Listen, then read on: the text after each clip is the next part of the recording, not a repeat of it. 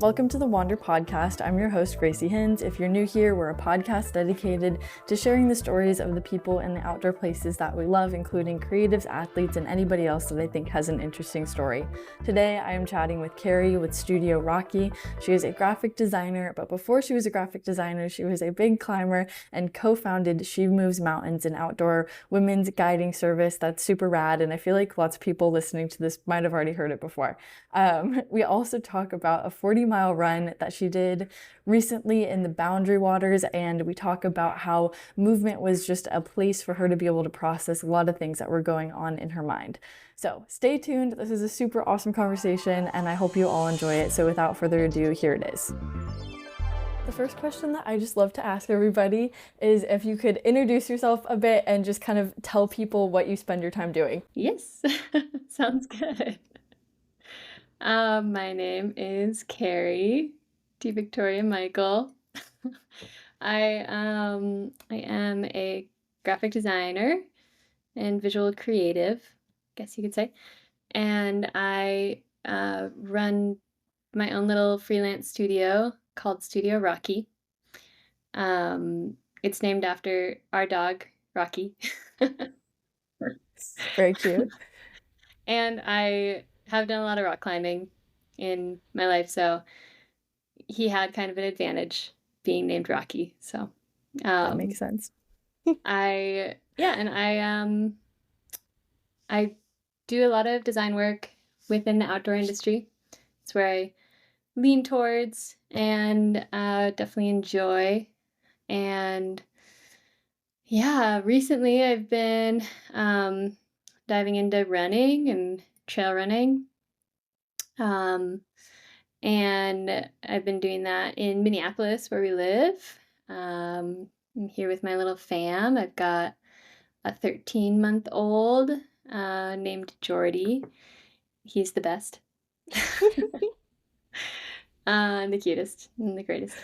And yeah, I grew up in Minneapolis, but we just moved back here. We spent a year in Spain.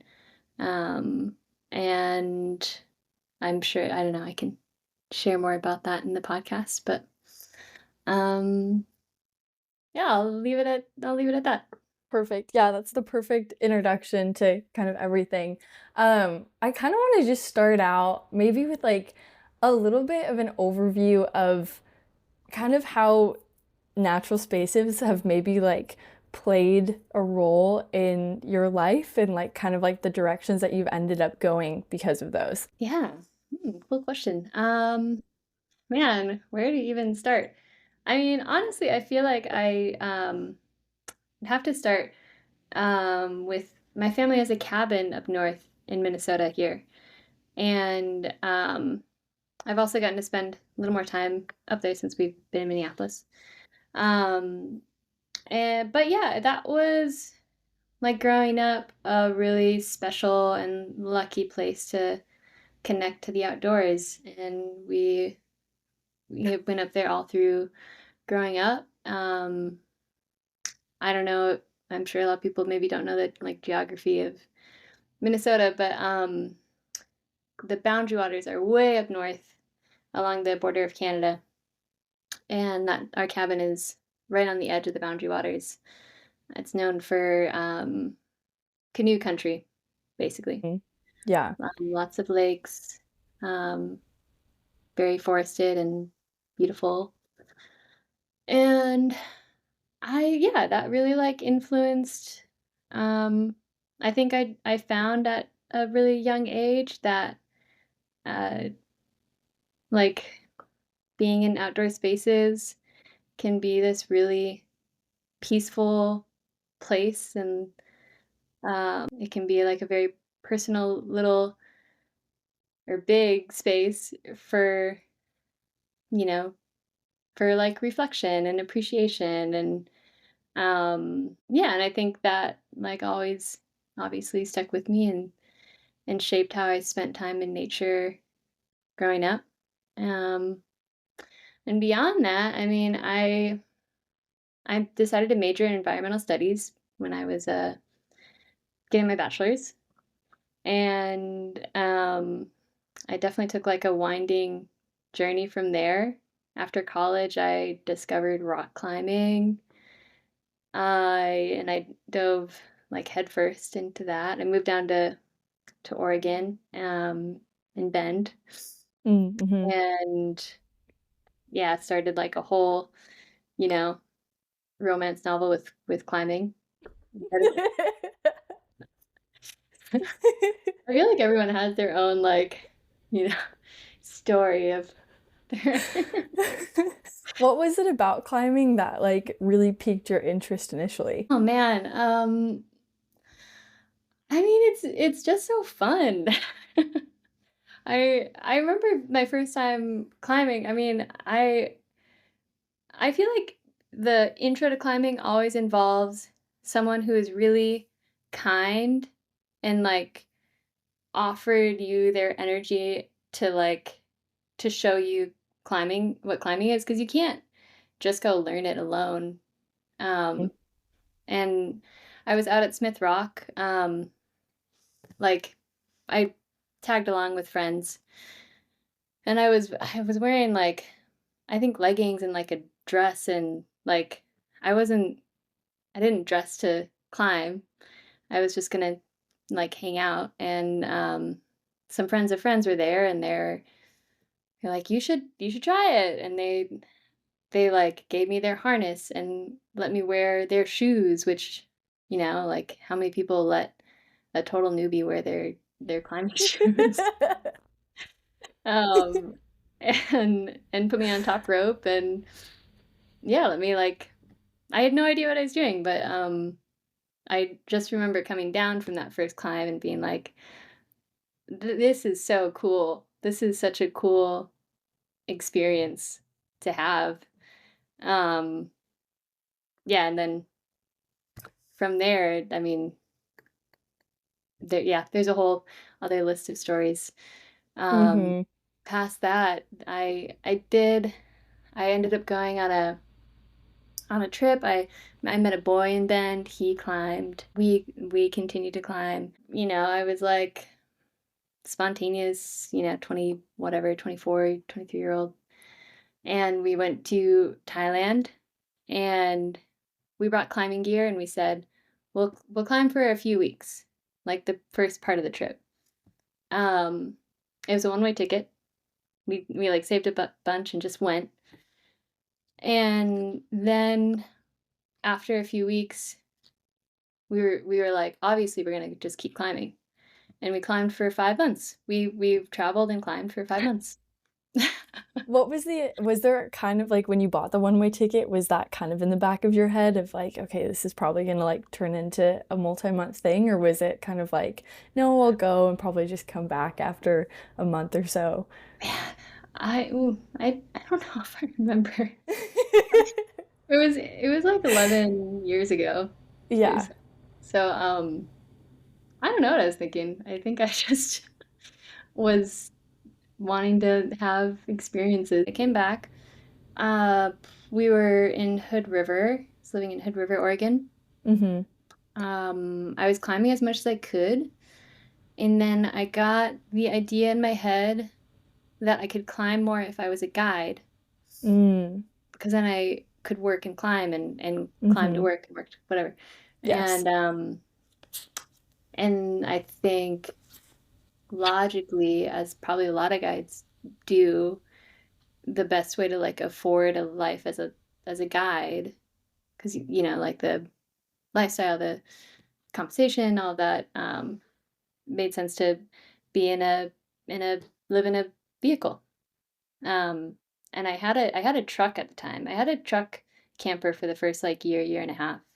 And man, I don't know. I lucked out. I found someone who really they gave me like a very good deal and built a topper for the truck. And so I had a little camper. I was like pretty nervous about it. I didn't, like telling my mom my plan was kind of like, it's fine. This is a good idea. This is a good Mm-hmm. idea, Mom. Don't worry about it. And yeah, I was for sure very nervous. But then I think, once I did it, like you meet more people who are doing the same thing, and Um, and I was really enjoying it. It's like very fun, and I climbed a ton, which is what I'd wanted. Yeah, I yeah, I'm like 1,000% wouldn't have done anything differently. Mm-hmm. Well, in that point too, were you kind of on like when you kind of started to factor in the guiding element of it, were like who were you kind of initially working with? And then you also started and co-founded She Moves Mountains, is that right? I did, yeah. Yes, I Yeah. would love the backstory on that. Yeah. Yeah, I mean, oh man, what a time of life. It's like it's funny now talking about this because I I'm a I mean, I'm a mom and I'm working as a graphic Mm-hmm. designer and but it's I loved that like whole experience. And anyways, yeah, I let's see, I started guiding and I think I was meeting all these people and learning about the guiding industry and like I think I was raised like a feminist. Like I've had strong women around me growing up and always like aspired to, be that um and I think once you're in the guiding world or I don't know, maybe hopefully it's changed in some ways, but it's mostly men. There just weren't very many like female guides. Um it was it felt hard sometimes to find like a female mentor in climbing and in guiding. And I worked at a company in Bend, and Lizzie Van Patten is the current, she's running She Moves Mountains. Mm-hmm. Um, and we were, the two women on like a fairly small team, but like we just didn't meet very many other female guides. Um, and we just started talking about it, and I think I just started to get excited about like we could run clinics for women. Um, and she was a strong climber, is a strong climber, and um, yeah, I think it was like we had the energy for it. Um, and I think it shaped over like a year. We ran some clinics. They were super fun. Um, and then I think we started to like think through running our own, like how could we do this? Mm-hmm. Um, and also very intimidating thing to take on. We were for sure at times. I mean, I'll speak for myself. I was like very nervous and scared at times of like you this guiding world can be very serious and Yeah. uh, like kind of gatekeepy. Mm-hmm. We were welcomed. A lot of people were very like welcoming and excited about it. And then it was kind of a whirlwind. Once we really dove into it, it just like it grew really quickly. I mean, it's kind of funny looking back on some of those times. I was a terrible designer at the time, honestly. I remember I like drew a poster by hand, which who does that? And well, I mean, like people do that and some look really nice. Mine did not look nice. And in that whole experience, I started to like make a lot of, our own, like learning how to make your own content for a business. Mm-hmm. Um, and I really enjoyed that. I wasn't good at it, but I really enjoyed that. And I think I was also painting at the time. Mm-hmm. Um, I would like do landscape painting as like a pastime. And I think through like that whole experience, getting to the other side of it, I kind of found that like I'm so grateful to climbing and everything that it and guiding. I mean, I'm very grateful to guiding and everything that it taught me and the experiences of growing into that role. And there's a lot of responsibility as a guide, and um, like you have so many cool experiences. I don't know, I've in climbing and guiding, you have these people that you climb with for a few days, and a lot of times it felt like by the end you're so close to them, like you become so close to them. So yeah, I'm just like very grateful to have had that experience. And in the end, I also think I found that I'm more of a visual creative, like in how I want to um, spend my time and like the skills I wanted to progress in from there. So When um, was it that you started making the transition to graphic design? probably it really started around 2018, 2019. Yeah, and it was like these slow introductions. So it's not like I just went straight into design school. I started to, like pick up design books or find ways to like open Illustrator and play around in there. Yeah, it was like it took time, I think. What were some of the, I guess, kind of like stepping stones of how you kind of got to that decision of like, this is something that I really enjoy and want to take on, especially maybe moving up, like starting a little bit more in the kind of like physical space of art, of like painting and doing more of that. And just like, I don't know, like, yeah, I'd love to hear a little, like a couple of the things that it was like, I was maybe asking this question or did this, and it just kind of kept getting me more and more excited. Yeah. Yeah, I mean, I should. So my growing up, I grew up in around like a lot of creativity. My dad was a graphic designer and a painter, and my mom is a architect and a designer. Um, like I think she's a designer at heart, Mm-hmm. and I think there's something kind of funny that happened, and like growing up around that, maybe I needed to do my own thing. Like I wasn't gonna become a designer, Mm-hmm. out of high school. It was kind of like not rebellion, but like to find my own path. Um, and then later, I think coming back to because I drew growing up. I've always been creative. I doodled and all my notebooks in high school, and um, really loved my art class and photojournalism class in college, and um, the signs were there. And I think maybe just after going through like some of my own experiences, it made sense to come back to design. Or it didn't make sense. I think as I was like learning that, I started to feel like, oh, this does fit well. The Yeah. shoe fits. Yeah. Yeah. Exactly. Exactly. Totally.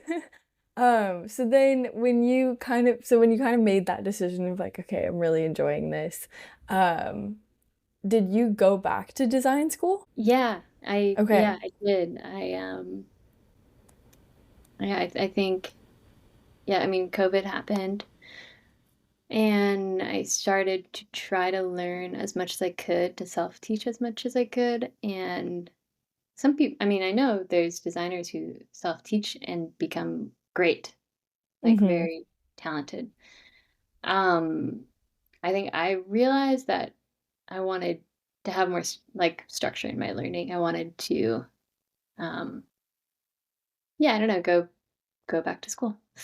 Um, and in COVID, I mean, I my current partner Jamie and I, we were um just daydreaming, and you like we were also like locked up at the time. And I found a program in Barcelona basically. And so at the end of 2020 or 2021, I guess, I forget, we I went and did a short study Mm-hmm.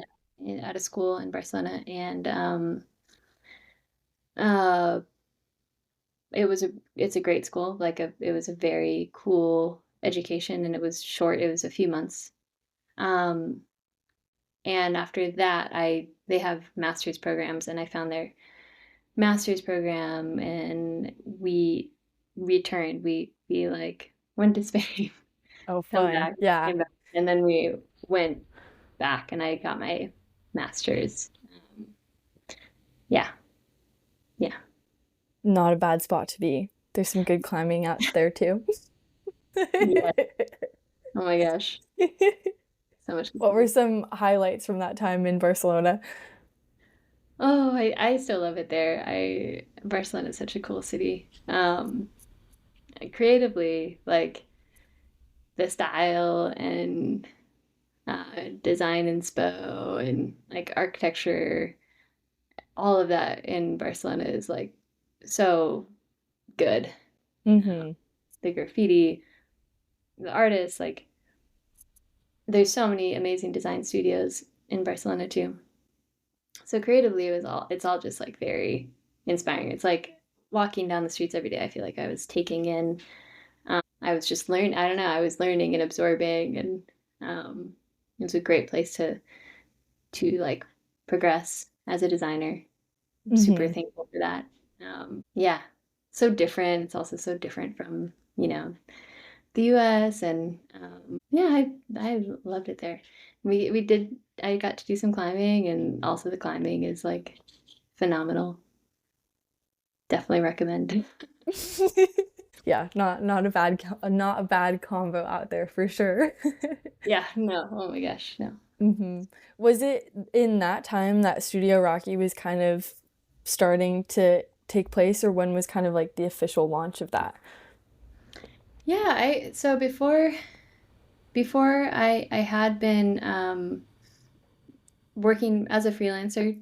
Like through this, I would take on projects and clients, that were a good fit. And yeah, I was doing that as Cliff and Sky. That was like my initial name for Hmm. freelance work.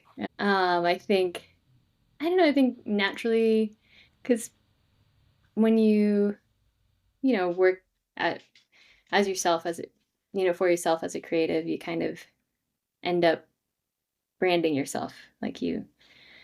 And I think we change, like you change in your work, and sometimes I think like going through the masters, it's like I felt like a different designer, so I wanted to Mm-hmm. rebrand. Um, and it was pretty simple. I we uh, we adopted our dog Rocky when we were in Spain. Yeah, we found him there, and I just wanted like a very good vibes name for a studio. Yeah, like, just only good vibes. And yeah, Rocky's just like the a very chill, awesome dog. So I figured, yeah. Oh, yeah. Sorry. Oh, you're good. Oh, I do. Sorry about that. Oh, you're all good. Um, yeah, no, it seems like a perfect transition and like the rebrand and Studio Rocky. I like the chillness of it. Barking loudly. Yeah, super chill barking. Yeah. Yeah, he does. He does. He's not always chill. I Hmm. I should say he's not. He barks. He's a dog. But How old is he now? he's turning 10. He's turning 10 in Oh my December. gosh. Whoa. Yeah, And he, we adopted an old guy. okay, I see. I see. Hmm. Well, that's super fun. Okay, I'd love to transition and talk about your Boundary Waters run and the Yeah, story behind that. cool. Oh my gosh. Yeah. I don't even know where to start. Uh, so there up north at my cabin, there's a trail that I've known of for a long time. Trail ends like a few miles down from our cabin, and I've known about it since I was like 19. I worked a summer at a canoe outfitter when I was in college up there, and a coworker we talked about trying to like do the Kekakabik, and she's like, it's 40 miles. I bet we could do it in 2 days. And Yeah. at the time, I was like, 19, like I wasn't a runner. I was like, no, there's no way. Um, and it's just stuck with me. It feels like a special trail because it goes across the Boundary Waters, and I think in a lot of places that wouldn't maybe seem so special, but in the Boundary Waters, it's like so dense with lakes. The landscape Mm-hmm. is so dense with waterways and lakes, and it's actually quite hard to find a trail you can be on by foot to go through the Boundary Waters. And so it makes the Kekavik kind of special. Um, and I wanted to do it a few years ago, um, and it still felt too intimidating. Um, I've been a runner for like I've you know yeah I've been a runner for a long time, but that's like another degree. I just couldn't imagine myself doing a 40-mile run in a day. Like it, and a lot of times it's felt too intimidating. Um, and in this last year, I mean, it's a little, it's a little like kind of heavy, I guess. But my dad passed away when I was pregnant with Jordy. Um, and it was, we didn't, we weren't expecting it. Um, and it has for sure been a whole process in life to like go through that, and it has given me uh, different perspective in a lot of ways, and welcoming my son into the world, and also like having my dad pass by Mm-hmm. uh, in this window of time was like very I'll be totally honest, is really really hard.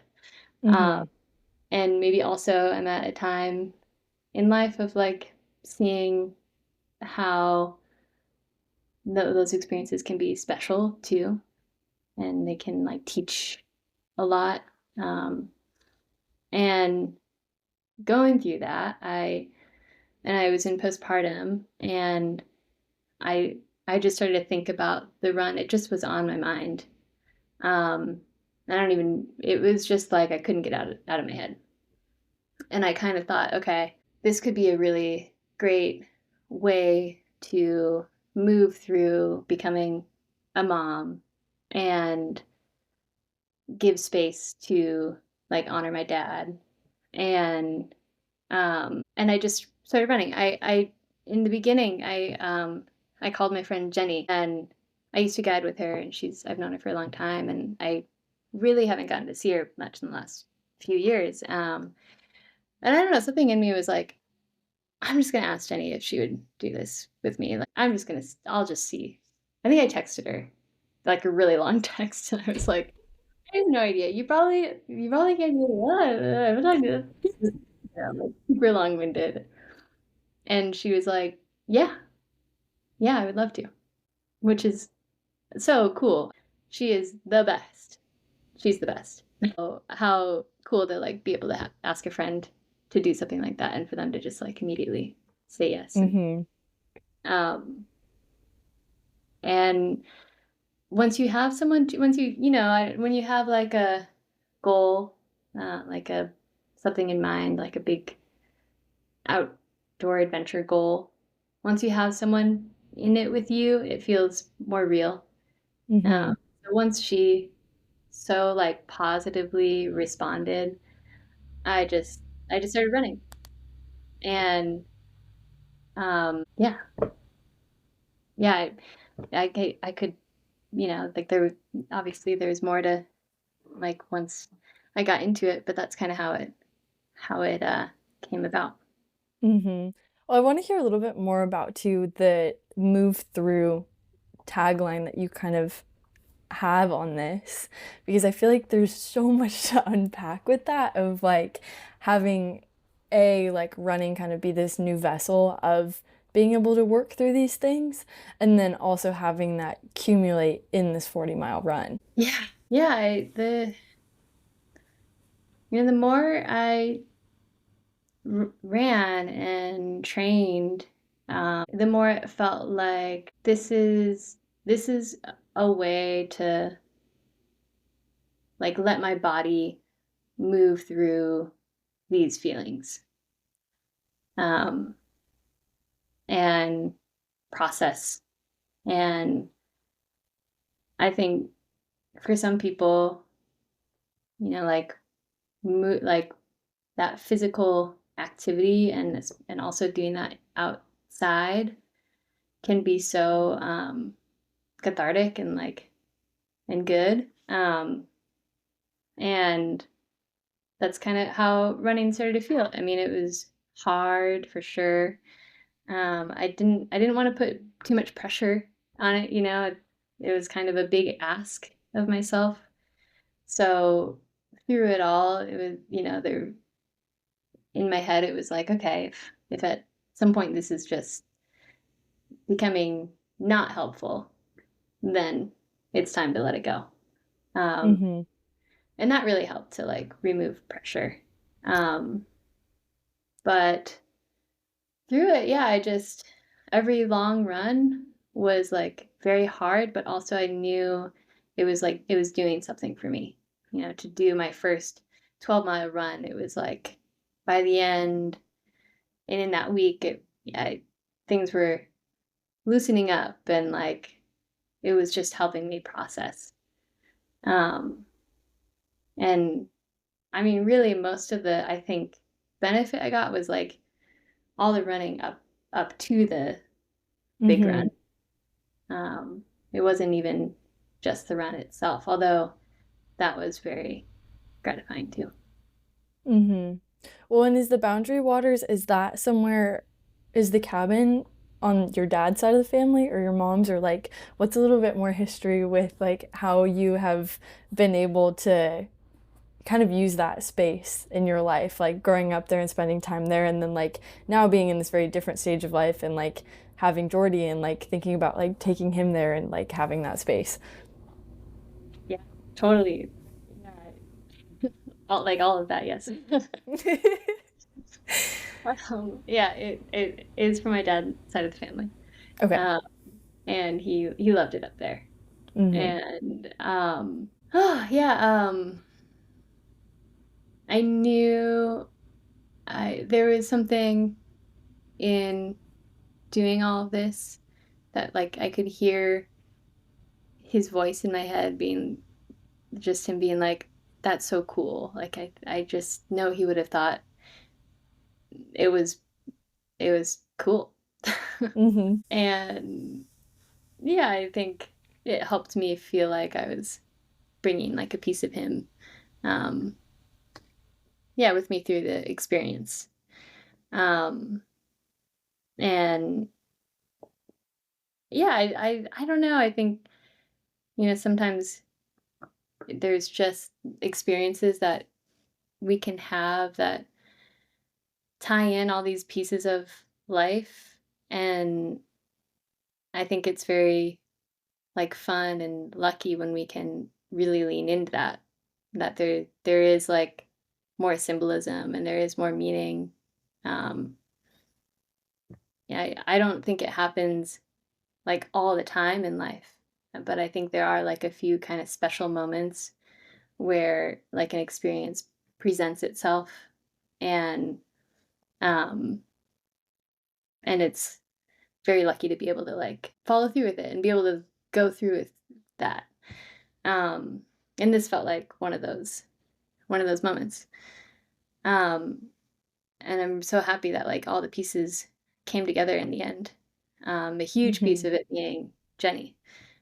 Jenny Abeck, she's a super talented athlete, very talented runner, alpinist, ultra marathon runner, um, person. She's like so kind and like solid and like intelligent, and so I couldn't have done it without like having her support through. Mm-hmm. I haven't done I've spent time in remote places, but and gone on long climbs in remote places, but not like a through run like this. It's a different type of like preparation and the gear involved and all of that. Yeah, I forget where I was going with it.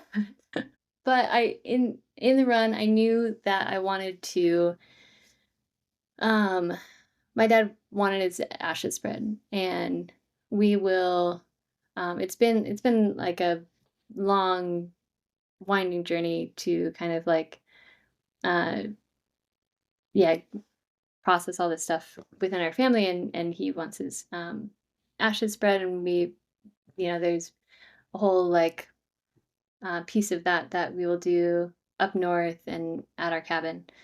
Um, but I knew on the run I was gonna take a piece of him with me, and I spread some of his ashes along the run, and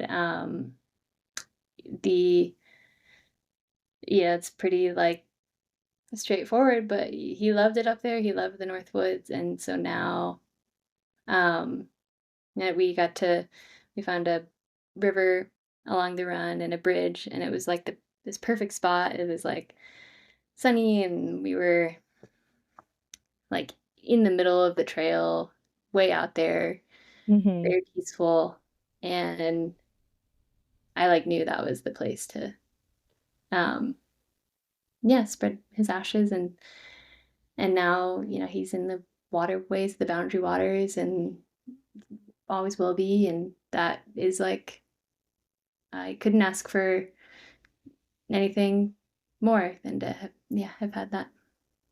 Mm-hmm. Well, now I'm like also thinking back on the graphic that you made for this, which now, like, with the context of that, is really cool to think about. Of like, it's all the people kind of like in a circle. And I don't know, in my head, I'm just like seeing that now. It's just like how everybody is like so connected in this experience. What was it that kind of like drew you to wanting to make a graphic for it? And like, is art also something that you will usually use as kind of like an outlet for some of these experiences or things? Yeah, yeah, for sure. Yes, yeah. Um, I've I've definitely used creative work to help process everything like ideas, thoughts, Mm-hmm. concepts.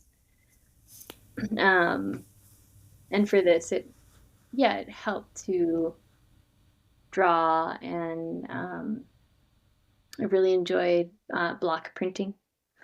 It's been like a very like cathartic activity. In like my windows of quiet as a new mom to sit and Mm-hmm. carve block prints, and that's been a really nice way to process. And yeah, in this graphic, there's these little runners in a circle, and was it's actually a little block print that I like took the and made into a graphic. Um, and honestly, I have yeah, tried making like lots of things to just like work out ideas and thoughts, and a lot of things that like we'll probably never see the light of day. So that was just like one piece. I think one day I sat down and I just um, made what felt right in the moment. Well, it's a stunning visual for this. Yeah, I feel like it so perfectly encapsulates all of that. Well, and then when did Jenny come out any earlier? Like, did you guys spend a lot of time together before doing the run, or like how was she kind of like how was it having such a close friend just like be able to kind of like walk beside you during this? Yeah, I I I mean it's so wild. She flew in on a red eye, and I picked her up Friday morning, and we went up north, and then we did the Oh my run Sunday gosh. morning. And Classic. yeah, I think Mm-hmm. for her it's like she's dialed. She Mm-hmm. can show up and, just dive in and be prepared, and I think that's like very much part of her lifestyle. I had been prepping for weeks for sure. Like packing and repacking, and Yeah. uh And also, I'm not gonna lie, I was like a pretty sleep deprived mom at the time Mm-hmm. too. Yeah, because how old Uh, was Jordy at this point? he was, I think 11 months, yeah. Maybe 10 and a half, almost 11.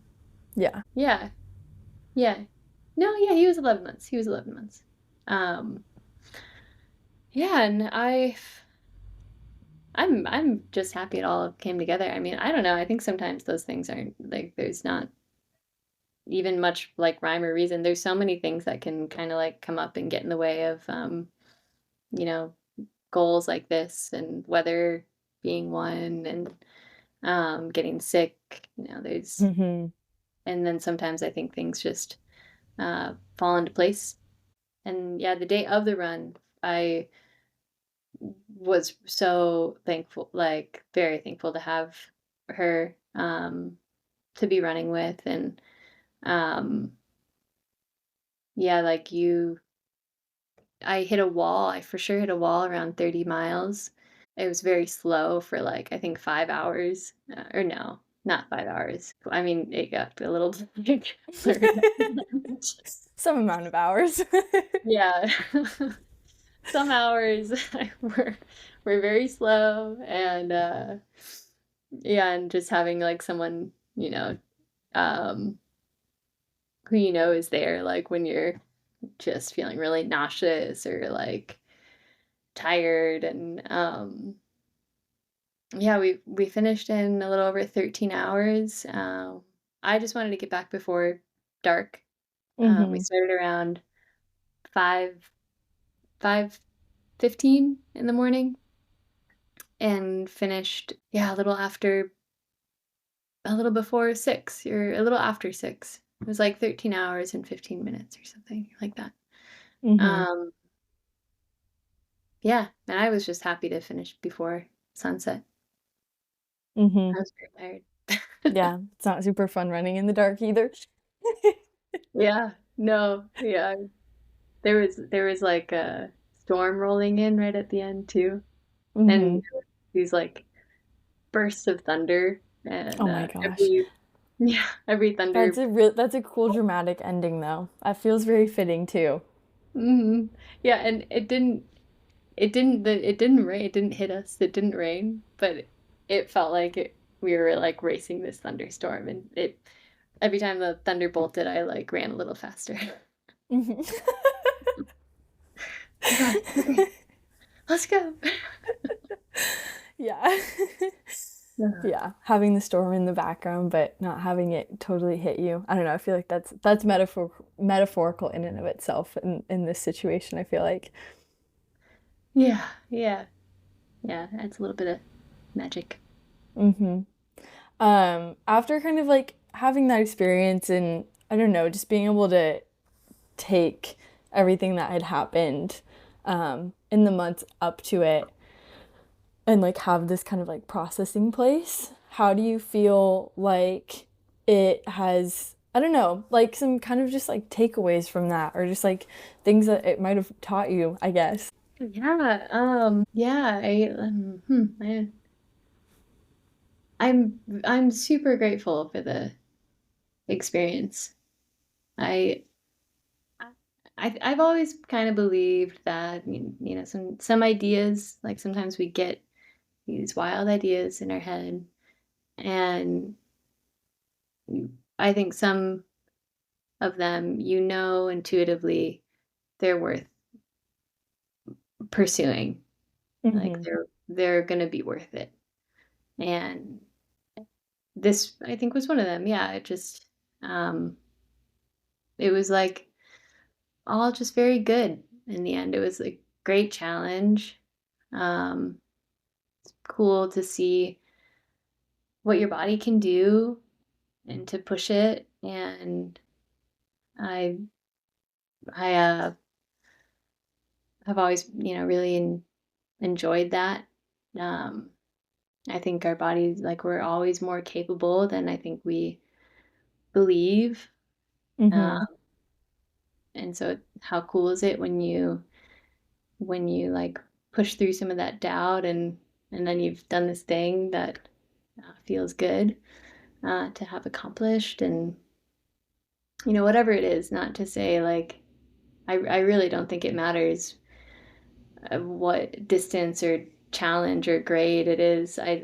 It really doesn't matter in comparison to like anybody else. I think it's just about, like believing in yourself and whatever the goal is that you find. And yeah, I'm very happy to have been able to do it. Feel very lucky, and yeah, maybe I'm a runner. Maybe I'll do another long run. Who knows? Well, and are you still climbing quite a bit in Minneapolis? Like, is that still, does it still take up a lot of your life? Honestly, I've really enjoyed what running has in this stage of life. Like I just Mm-hmm. have embraced that in yeah, in this stage of life. I know I'll climb again, and I know climbing's not going anywhere, and um I I kind of like to think like we have different chapters for different things, so and I'll come back to it. Mm-hmm. Different seasons for it. Yeah. Yeah. Yeah. I'm curious from a creative standpoint too, like how do you kind of keep yourself from burning out on maybe like I mean graphic design is you're at your computer a lot. So are there kind of things that you do to balance that out of like maybe spending some more time like making things with your hands and then, kind of like having that rejuvenation and then going back to other ideas? Definitely. I love being able to take time to make stuff with my hands. Even just writing notes out, even, if I'm thinking through something, like take out the notebook and close the computer Mm-hmm. and draw and write out thoughts. Um, but yeah, I've really enjoyed block printing and done some natural dye, done some experimenting with that with fabrics. It's been a very nice summer afternoon activity. Like I'll get all the natural dye stuff out on the deck and test things out, and um, yeah, and basically anything where you get to like pause and like take out the ruler and the notebook and Mm-hmm. some paper and or markers or pastels or you know whatever it is, um, and use some supplies to like create with your hands. I think is a really important balance for me for graphic design. I have one idea I really want to do. I've done some like more experimental type design, and I want to one day when I just need a break from um some of my like other projects. I'm gonna go down to the river. The Mississippi goes through Minneapolis, Mm-hmm. and um, get some big rocks and do a type design with just different boulders and rocks. Yeah, I like it. Yeah. Yeah, so stuff like that, I think is like just yeah, it's like burnout prevention. I Mm-hmm. I need that. I need like breaks from yeah, working on screens. Mm-hmm. Things that just are fun. Exactly. Yeah, like Yeah. creative work gets to be fun too. It gets to be, you know, serious, and like you gotta sit and, make nice work, deliver nice work to people, and, make sure that like that's styled. And also I think it's really important to like give yourself time to let it be fun. Mm-hmm. Because creativity is also Mm-hmm. How do you feel like you kind of bring your like outdoors background into the design that you do now? oh my gosh, there's so much. I mean, I I love all the design work going on in the outdoor world. Like I'm always checking out what new brands are doing, and like what new brands are rising, and new Mm-hmm. campaigns, and following certain designers, and it's got its own vibe. I mean, design within running culture has its own vibe, and design within the climbing culture, even just within bouldering, has its own Oh vibe. yeah. Um, Super, super different. It's yeah, crazy. yeah, yeah, Yeah. exactly. I and it's just fun, to work with like-minded people, and um, there's like I think spending time outdoors is also creative, and is also like a creative expression. So I think it's natural for when you spend time outdoors to want to like create visually, and that comes through, and yeah, and a lot of work from, yeah, different brands and what people are doing. Are there any brands or other graphic designers right now that like you're really excited to see what they're doing? Yeah, yeah. I'm always there's always people popping up that I'm like, oh, I can't wait to see like what they're doing next. I recently had a super fun conversation with this brand, Literally Outside, they're called. Okay. Uh, and they're based in Chicago. And they, yeah, are fairly new, and I love their style.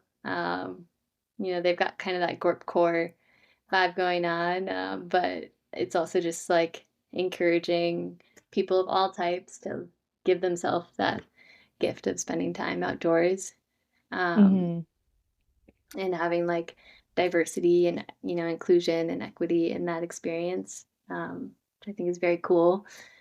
Yeah, I also in the running space, I mean, there's a lot of like diversity in what people are doing in that. Like, I'm for sure kind of curious about what Satisfy Running is doing, because they've got this like wild aesthetic, You're like, and what are they doing? Yeah. they're Horses, cowboy, like what's going on? for sure, What's coming yeah, next? yeah, like Yeah. it's hard to not notice that. Mm-hmm. And there's also they're more like street running, but currently running has a like Mm-hmm. Oh, super super interesting. clean, nice Yes. aesthetic too. Um, Man, what else? What else? This is somewhat in the same space, but one of the clients I'm working with is an electric RV trailer Oh, brand. They're called okay. Lightship. So they're like pushing this progressive, like sustainable direction of energy within um, recreating outdoors through like the RV experience. But their aesthetic is super nice too, and I've really been enjoying that work too. Oh, there's so much. Yeah, I don't know. Those are the first ones that that come to No, mind. I love hearing about it. No, I get so excited about this kind of stuff of just like, okay, like how are I don't know, it's cool. I think especially the graphic design of what a company is doing too just is able to speak so much to like what the culture is right now of like what the company is going for. And so, yeah, I think like the role that you have in being a part of that is just like so cool and like you just have so much space to bring things to life. Yeah, I love being a part of it, and I love just seeing what people are doing, and like the way that people are like pushing aesthetic and pushing style and new directions, and it's always unexpected. Like I think it should be. I think we should be open to doing things differently. Hmm. Like if something looks kind of weird or almost like initially like ugly even, I think I think it can be a good sign. I think it can be like, oh, this is different. This is I'm not used to this. And I think like instead of pushing that away or being resistant to something super weird, Mm-hmm. Maybe like coming in with curiosity and like, oh, like why am I reacting to this? Like what's going on here? What's this person making? What's their story? Yeah, I just love it. Mm-hmm.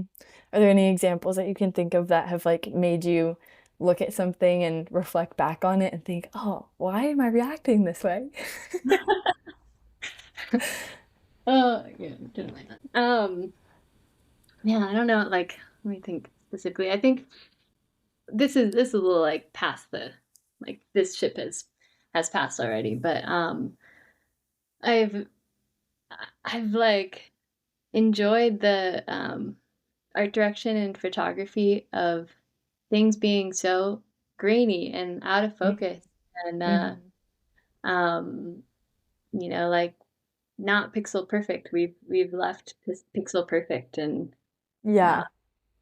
I'm I'm not really a photographer, so I admire like people that are doing like really nice aesthetics and photography work and uh, that trend of even taking out the digital camera from 2010 uh, or I actually got our family a little camcorder because we had some camcorder footage growing up when I was a kid and it felt a little more special than all like only videos on an iPhone. Mm-hmm. And that's been really fun. And I've enjoyed that style and in what I've definitely noticed it in outdoor brands that some of these more gritty photos, like more blurry, out of focus, wild flashes, and then Mm-hmm. the graphics that go with that. Too, I think like there's a bit of a trend in graphics that aren't so clean anymore, and um, that some type that's almost illegible. I think Mm-hmm. that can give some reactions of I can't even read this type. This type is so weird and illegible and To and really, really look at it to read yeah, it. yeah. And I also kind of I enjoy that. I think it brings some like question marks of like, yeah, this is not Futura, this is not Helvetica, this we have a lot of freedom and creativity in type design. We have the tools to make type Mm-hmm. very weird and uh, with more expression. And I think that has also found a place in some of the outdoor brands and aesthetic. Also Mm-hmm. enjoy that. Have you by chance seen Athleta Mag? They're like an Italian sports magazine. Ooh, no, I'll have to check it out. It hadn't really been on my radar. And then I've seen like two articles that I was super interested in pop up over the last couple of weeks. But there was this one, I'll send you the link for it because it was just like the whole article is phenomenal, but it's an article on the Italian speed skating team, I believe. And it's just cool because it's like it's one of those sports that it's just people like skating around in a tiny circle. I still don't totally understand the sport, but it's I was like, oh, interesting. Like, but the photos that went along with it were just incredible because like it was just really taking the mood of the skating and I don't know, just playing with the colors in a really unique way. And then the article written about it too was just kind of leaning into a little bit more of the feeling of it as well. And I was just like, oh, like this is the perfect situation where it's like obscure sport, a little bit more of the mood, interesting story.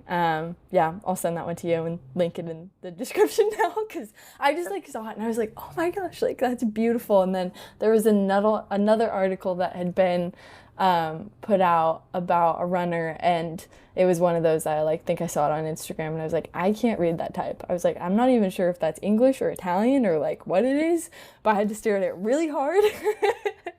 And then it was another really cool article. Yeah. Yeah, yeah, exactly. It's I don't know. It's just fun. Why not? Why not like take the tools we have to experiment and Uh, I es I don't know, especially maybe where this is like a much broader connection, but where we're at as a country too, it's like, Mm-hmm. maybe being open to things being different and trying things um and opening our Yeah. minds up and being more accepting and yeah, maybe it's part of a larger trend. Larger That's movement. that's Sports graphics and the whole world. Yeah. Yeah. uh, Wrapping up a little bit, what are some things that you're excited about like wintertime, whether that's design wise, life wise, all of the above? yeah. See, I mean, winter is like a love-hate for me. Mm-hmm. But I love the change of seasons. It's Minneapolis, it has a very nice change of season. I think it's a really, really great reminder to like go into a new season of life. You feel Mm-hmm. it. You feel like you feel the first day of fall and you feel the first day of winter. And so, now things are a little more cozy and I think it always makes me a little more content with spending just time creating and yeah, being a little more like hibernating and um, diving into different projects. And it's a great time to sauna. I do love Yes. a sauna Yes. experience. Mm-hmm. Um, we have a sauna at my cabin growing up. So I always grew up sauning. And my great grandparents were Finnish. There's a very like Finnish sauna Mm-hmm. experience at our cabin. That sounds Um, amazing. yeah, Northwoods, Finnish sauna. Wow. yeah, like jump in the lake after. Yeah. Oh, yeah. So I'm definitely up for leaning into that. There's a strong sauna culture. There's like more places to go sauna in the city now. So want to lean into that. And I also I spent some time learning how to skate ski um Oh. here and Mm-hmm. I'd like to try to lean into it again. Mm-hmm. So maybe I'll try to have time for that too. Mm-hmm. Skiing is a rad winter sport. Yeah. I grew up skiing, so whenever I hear people talking about it, I get excited because Oh, it's so nice. fun. It's like it's such a I don't know, it's such a different thing, and it's kind of like I feel like you get a lot of the running feel, but then there's kind of a just like such a beautiful element to it of like the movement is just so different and has to kind of be like so perfect in a certain way too. It's a cool sport. It's so hard. And it's I'm hard. Yeah. I'm jealous that you got to learn when you were little because learning as an adult is like learning how to walk for the first time. Mm-hmm. Yeah. It's Yeah. very clumsy to start. But then once you just keep doing it, I feel like it's one of those that like you do it 3 days in a row and you feel like you have your feet underneath you. Yeah. Yeah, I think Yeah. that's kind of how I experienced it. Once it clicked, it it made sense. Mm-hmm. But I think it's such a like a challenging like the cardio of it is bit real. Serious. Mm-hmm. Well, and the cardio mixed with the balance. Yes. Yeah. Yes, and the falling.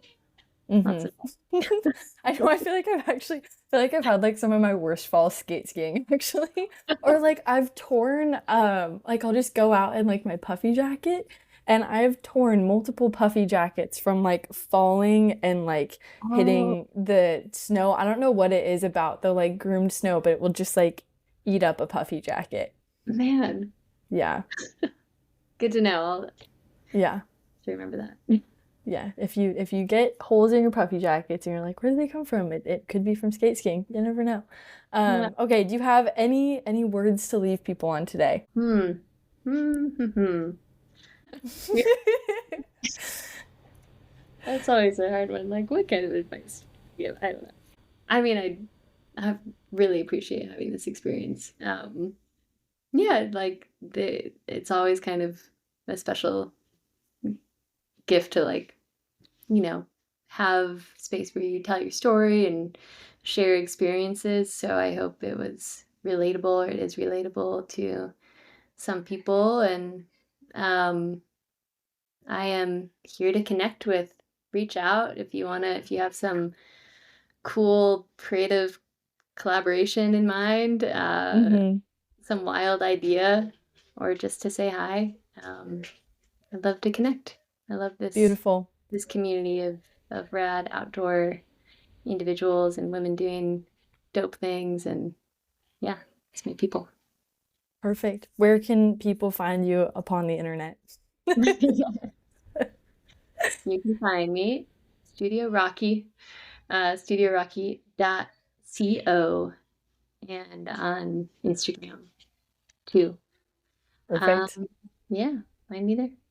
Amazing. Beautiful. Thank you so much for tuning in today. I hope that you enjoyed this conversation. If you could leave us a review on Spotify or wherever it is that you're listening in today, that would be amazing. We're still a small podcast, so those reviews go a long way. And if you want to stay tuned on all things Wander, follow us at Wander Studios on Instagram or check out our website. Anyways, I hope that everybody has a wonderful rest of the week and stay tuned for more.